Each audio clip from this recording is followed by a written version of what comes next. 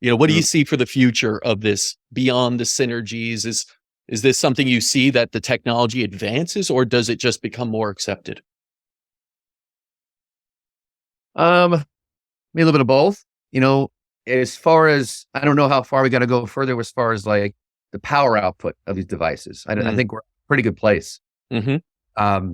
I think figuring out if there's a better way of giving the therapy with the frequencies Yes. will be something that will probably change the science of it, I believe, as that work progresses, however it does progress. But I think in that direction, we'll see some different work with that. I think, again, the power, I think, is enough at this point in time. Mm-hmm. And, some original technology looked at stimulating just certain parts of the brain, and maybe there's something to that, versus stimulating the entire part of the brain.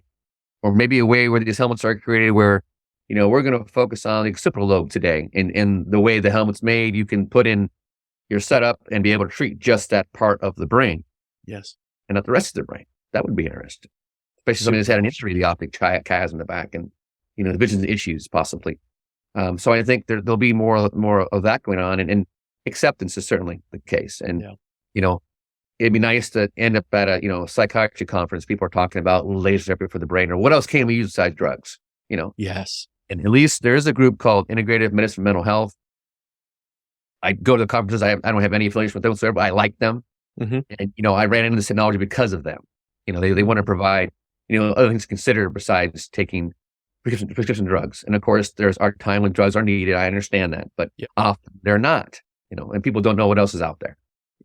No.